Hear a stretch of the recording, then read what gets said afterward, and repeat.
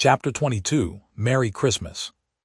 At length towards noon, upon the final dismissal of the ship's riggers, and after the Pequod had been hauled out from the wharf, and after the ever-thoughtful Charity had come off in a whale-boat, with her last gift, a nightcap for Stubb, the second mate, her brother-in-law, and a spare Bible for the steward. After all this, the two captains, Peleg and Bildad, issued from the cabin, and turning to the chief mate, Peleg said, "Now, Mr. Starbuck, are you sure everything is right? Captain Ahab is all ready, just spoke to him. Nothing more to be got from shore, eh? Well, call all hands then. Muster 'em aft here, blast 'em." "No need of profane words, however great the hurry, Peleg," said Bildad. "But away with thee, friend Starbuck, and do our bidding." "How now?"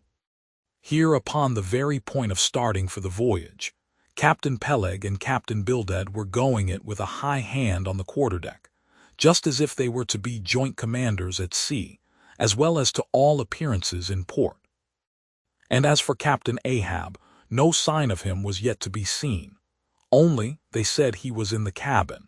But then, the idea was that his presence was by no means necessary in getting the ship under way and steering her well out to sea.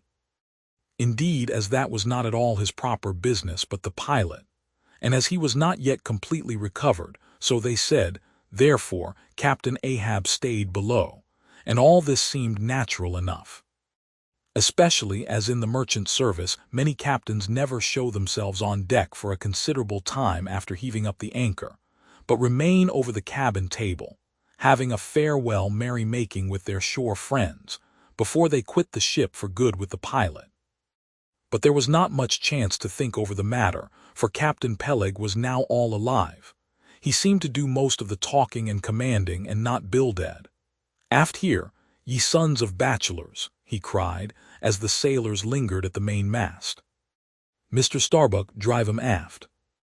"Strike the tent there," was the next order. As I hinted before, this whalebone marquee was never pitched except in port, and on board the Pequod for 30 years, the order to strike the tent was well known to be the next thing to heaving up the anchor. "Man the capstan, blood and thunder, jump," was the next command, and the crew sprang for the handspikes. Now, in getting under way, the station generally occupied by the pilot is the forward part of the ship. And here Bildad, who, with Peleg be it known, in addition to his other officers, was one of the licensed pilots of the port, he being suspected to have got himself made a pilot in order to save the Nantucket pilot fee to all the ships he was concerned in, for he never piloted any other craft. Bildad, I say, might now be seen actively engaged in looking over the bows for the approaching anchor, and at intervals singing what seemed a dismal stave of psalmody to cheer the hands at the windlass, who roared forth some sort of a chorus about the girls in Booble Alley, with hearty good-will. Nevertheless, not 3 days previous, Bildad had told them that no profane songs would be allowed on board the Pequod, particularly in getting under way, and Charity, his sister, had placed a small choice copy of Watts in each seaman's berth. Meantime, overseeing the other part of the ship, Captain Peleg ripped and swore astern in the most frightful manner. I almost thought he would sink the ship before the anchor could be got up. Involuntarily I paused on my handspike, and told Queequeg to do the same, thinking of the perils we both ran, in starting on the voyage with such a devil for a pilot. I was comforting myself, however, with the thought that in pious Bildad might be found some salvation, spite of his 777th lay, when I felt a sudden sharp poke in my rear, and turning round, was horrified at the apparition of Captain Peleg in the act of withdrawing his leg from my immediate vicinity. That was my first kick. "Is that the way they heave in the marchant service?" he roared. "Spring, thou sheephead, spring, and break thy backbone. Why don't ye spring, I say, all of ye, spring. Quohog, spring, thou chap with the red whiskers. Spring there, Scotch cap. Spring, thou green pants. Spring, I say, all of ye, and spring your eyes out." And so saying, he moved along the windlass, here and there using his leg very freely, while imperturbable Bildad kept leading off with his psalmody. Thinks I, Captain Peleg must have been drinking something today. At last the anchor was up, the sails were set, and off we glided. It was a short, cold Christmas, and as the short northern day merged into night, we found ourselves almost broad upon the wintry ocean, whose freezing spray cased us in ice, as in polished armor. The long rows of teeth on the bulwarks glistened in the moonlight, and like the white ivory tusks of some huge elephant, vast curving icicles depended from the bows. Lank Bildad, as pilot, headed the first watch, and ever and anon, as the old craft deep dived into the green seas, and sent the shivering frost all over her, and the winds howled and the cordage rang, his steady notes were heard. Sweet fields beyond the swelling flood stand dressed in living green.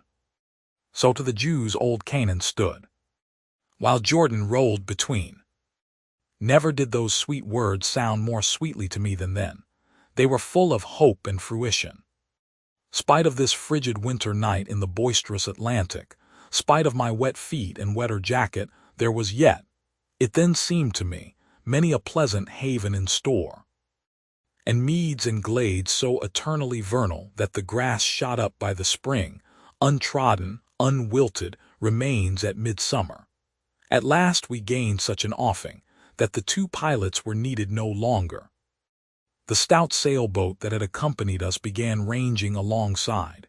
It was curious and not unpleasing how Peleg and Bildad were affected at this juncture, especially Captain Bildad, for loath to depart yet very loath to leave for good a ship bound on so long and perilous a voyage, beyond both stormy capes, a ship in which some thousands of his hard-earned dollars were invested, a ship in which an old shipmate sailed as captain.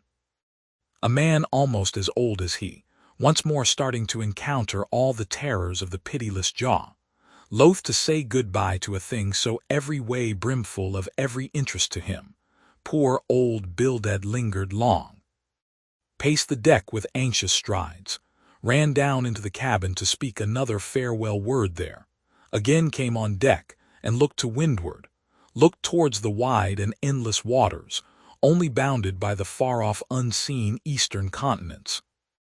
Looked towards the land, looked aloft, looked right and left, looked everywhere and nowhere, and at last, mechanically coiling a rope upon its pin, convulsively grasped stout Peleg by the hand, and holding up a lantern for a moment stood gazing heroically in his face, as much as to say, "Nevertheless, friend Peleg, I can stand it. Yes, I can." As for Peleg himself, he took it more like a philosopher, but for all his philosophy there was a tear twinkling in his eye when the lantern came too near. And he, too, did not a little run from cabin to deck, now a word below and now a word with Starbuck, the chief mate. But at last he turned to his comrade with a final sort of look about him. "Captain Bildad, come, old shipmate, we must go. Back the mainyard there, boat ahoy. Stand by to come close alongside now, careful, careful. Come, Bildad, boy, say your last. Luck to ye, Starbuck, luck to ye, Mr. Stubb, luck to ye, Mr. Flask, good-bye and good luck to ye all. And this day 3 years I'll have a hot supper smoking for ye in old Nantucket. Hurrah and away. God bless ye, and have ye in his holy keeping, men," murmured old Bildad almost incoherently. "I hope ye'll have fine weather now, so that Captain Ahab may soon be moving among ye. A pleasant sun is all he needs, and ye'll have plenty of them in the tropic voyage ye go. Be careful in the hunt, ye mates. Don't stave the boats needlessly, ye harpooneers. Good white cedar plank is raised full 3% within the year. Don't forget your prayers either. Mr. Starbuck, mind that cooper don't waste the spare staves. Oh, the sail needles are in the green locker. Don't whale it too much a Lord's days, men. But don't miss a fair chance either, that's rejecting heaven's good gifts. Have an eye to the molasses tierce, Mr. Stubb. It was a little leaky, I thought. If ye touch at the islands, Mr. Flask, beware of fornication. Goodbye, goodbye. Don't keep that cheese too long down in the hold, Mr. Starbuck. It'll spoil. Be careful with the butter. 20 cents the pound it was, and mind ye, if "Come, come, Captain Bildad. Stop palavering away." And with that Peleg hurried him over the side and both dropped into the boat. Ship and boat diverged. The cold, damp night breeze blew between. A screaming gull flew overhead. The two hulls wildly rolled. We gave 3 heavy-hearted cheers, and blindly plunged like fate into the lone Atlantic.